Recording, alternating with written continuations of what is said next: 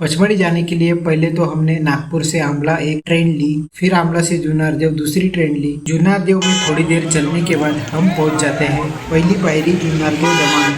कुछ श्रद्धालु त्रिशूल की पूजा कर रहे हैं और कुछ ऐसा नज़ारा यहाँ पे दिख रहा है। जब बारिश आती है तो पानी का फ्लो इतना ज़्यादा होता है कि ये एक पत्थर को तोड़ के ऐसे घाघरी के शेप में बना देता है। ये जो पहाड़ी दिख रही है वहाँ हमें जाना है जहाँ चौरागढ़ मंदिर है। चौरागढ़ के इस मेले में एक और फेमस चीज़ है, वो है घपई, जो कि महुए की शराब रहती है।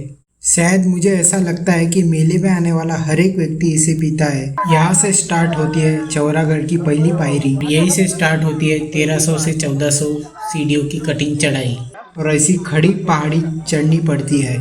फाइनली 4 से 5 घंटे के ट्रैक के बाद हम पहुंच जाते हैं चौरागढ़ महादेव मंदिर और यहाँ आने के बाद शिव जी के भक्तों का असीम मेला दिखाई देता है।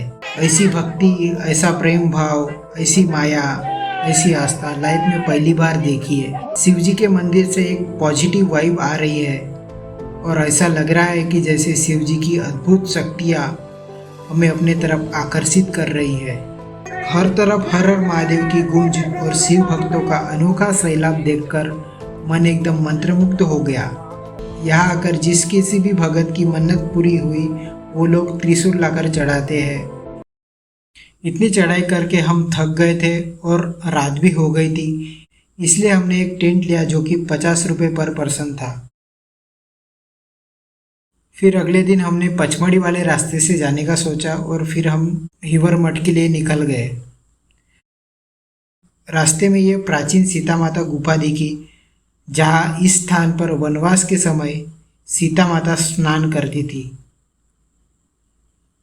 और यहाँ पर एक ऐसी परंपरा है जहाँ अपनी इच्छा पूरी करने के लिए ऐसे एक के ऊपर एक पत्थर मंडाते हैं।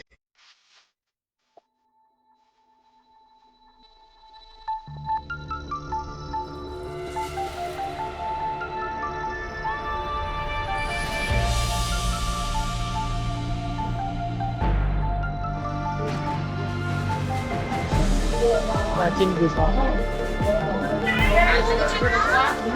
पहले खानो है तो एक के ऊपर एक पत्थर मंडाए हुए अपन विश पूरी करना है। आगे हमें ये काली माता जी की जो भक्तों का आशीर्वाद दे रही थी। यह पचमढ़ी का हिवर मठ का रास्ता है जहाँ पहली पायरी से ही सीढ़ियाँ बनी है। यह पहली पायरी है पचमढ़ी की तरफ से।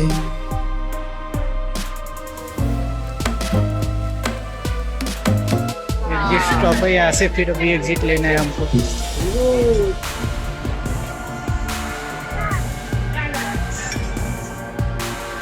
और इस साइड से भी बहुत ज़्यादा भीड़ बढ़ गई है।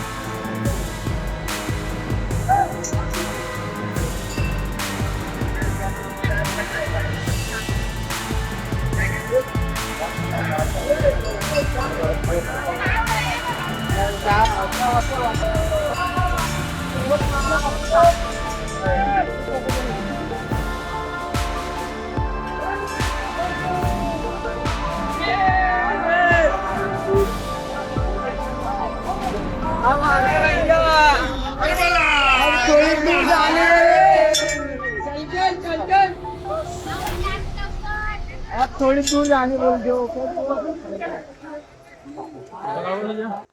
पहली पायरी पर लोग ऐसे कापूर जलाकर चढ़ाई के लिए जाते हैं।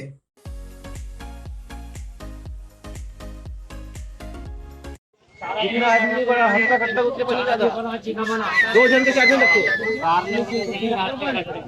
एक पे पालकी में वही भी है सब है।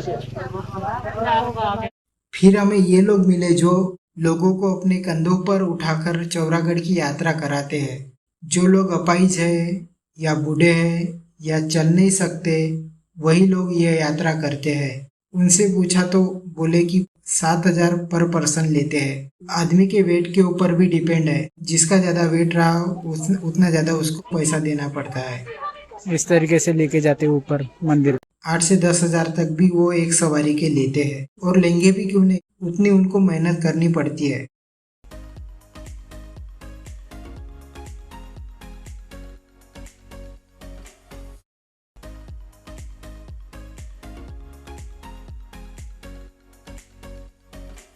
फिर हम गुप्त गुफा तक आ गए।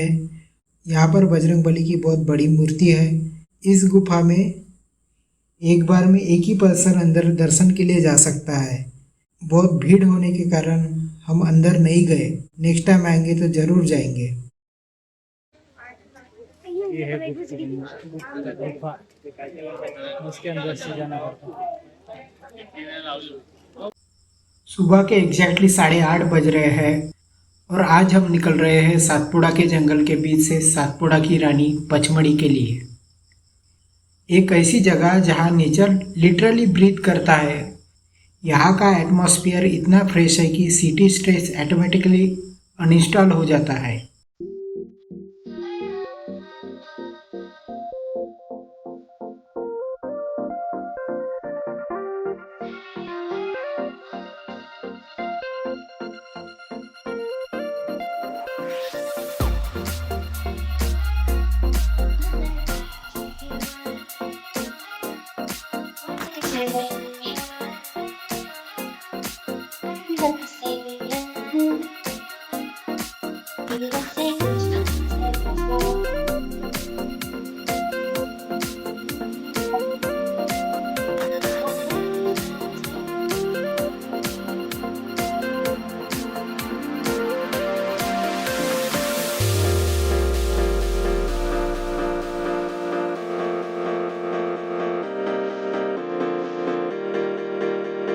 पचमढ़ी का रियल एडवेंचर स्टार्ट होता है जिप्सी राइड से, क्योंकि यहाँ के major tourist spot forest area के अंदर है और प्राइवेट व्हीकल अलाउ नहीं होते। तो फिर हमने भी फॉरेस्ट अप्रूव जिप्सी बुक कर ली।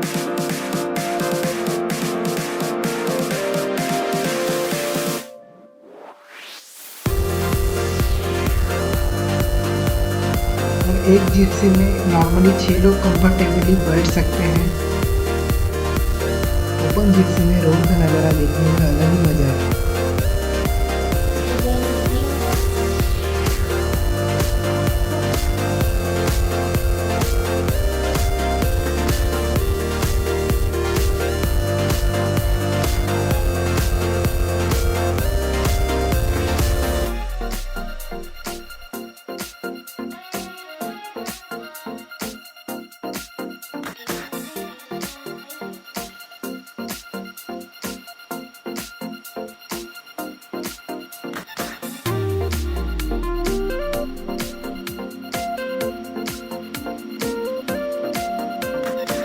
जंगल के बीच से होने वाली यह एक इपिक राइड है। Open Gypsy ride Pachmarhi tourism का मेजर पार्ट है, स्पेशली फॉरेस्ट रूट्स और हिल्स रोड्स के लिए है।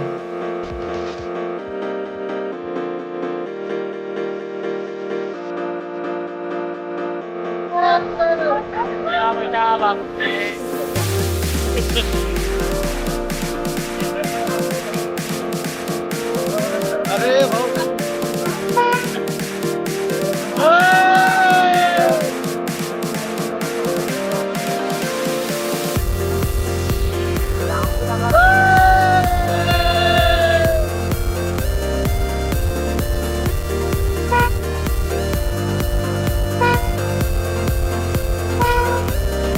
पचमढ़ी के जंगल रोड्स और ओपन जिप्सी राइड्स विजिटर को इमर्सिव फॉरेस्ट एक्सपीरियंस देती है। सिटी में एसी कार में ट्रैवल करने वाले लोग कभी समझ ही नहीं पाएंगे कि असली सुकून ओपन जिप्सी में मिलता है।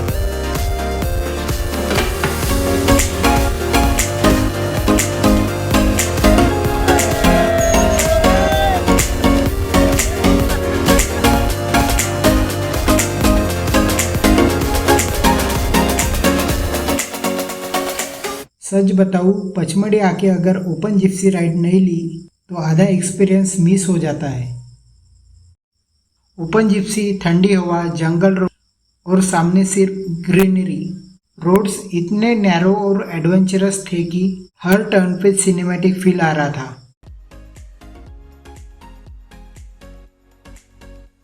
रोड्स देखो यार, एक साइड डीप वैली और दूसरी साइड डेंस फॉरेस्ट, और हम सब बस भाई धीरे चलाओ ऐसे बोल रहे हैं। अभी आए हम पांडव गुफा। House riding. फिर हम पांडव गुफा देखने आए। यहाँ पर एक ब्यूटीफुल फूलों का बगीचा है जिसमें सुंदर सुंदर फूल लगे हैं।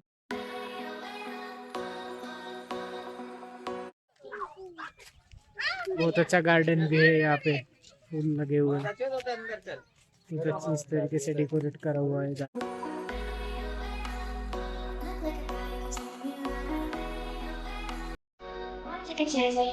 ऊपर से बहुत ही सुंदर दिखता है ये गार्डन।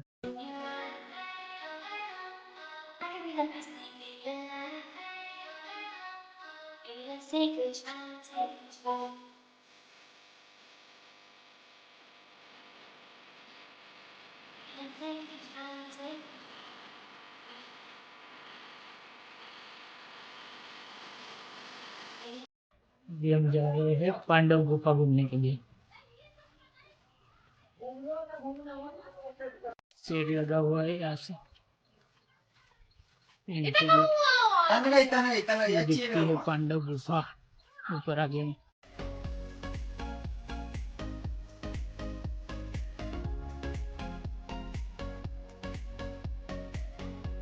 पांडव केव्स पचमढ़ी का एक बहुत फेमस हिस्टोरिकल और माइथोलॉजी टूरिस्ट स्पॉट है।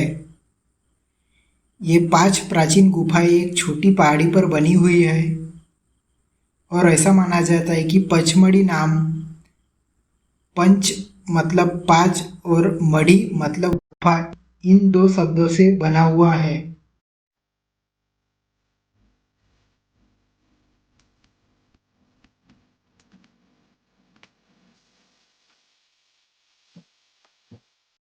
लोकल कहानियों के अकॉर्डिंग महाभारत के समय पांडव अपने वनवास के दौरान यहाँ रुके थे।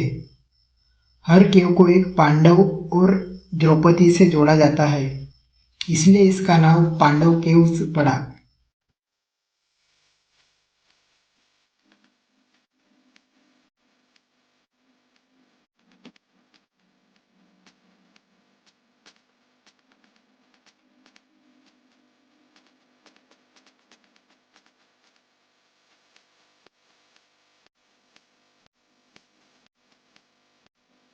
लेकिन हिस्टोरियंस और एएसआई मतलब आर्कियोलॉजिकल सर्वे ऑफ इंडिया के हिसाब से ये केव्स असल में बुद्धिस्ट मंक्स ने बनवाई थी। अभी जा रहे हैं दूसरी गुफा देखने के लिए। हम 3 गुफा देख के हो गई।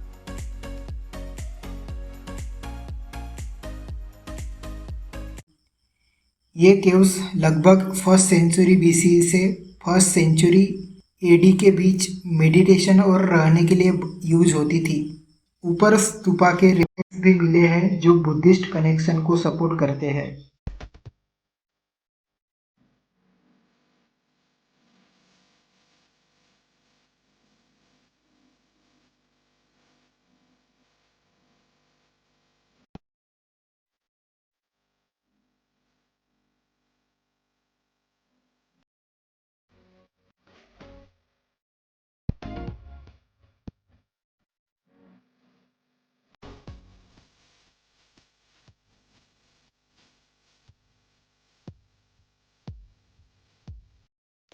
सबसे ऊपर अभी जा रहे हैं हम। यह जगह रॉक कट आर्किटेक्चर, हिलटॉप से beautiful Pachmarhi views, sunset point vibes और नीचे well maintain garden, historical and mythological combination, photography और रील्स ब्लॉग्स के लिए परफेक्ट स्पॉट, इन सब के लिए स्पेशल है।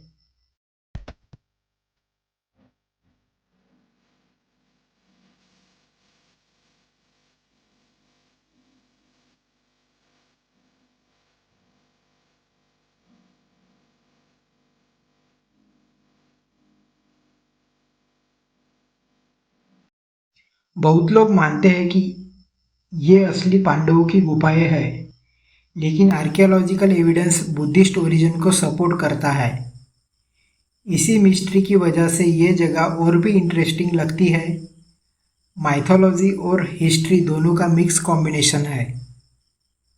अभी हम पचमढ़ी पहुंच गए हैं। यहाँ पर खाने पीने के लिए ऐसे रेस्टोरेंट और भोजनालय है। चाय नाश्ते की भी दुकानें लगी है।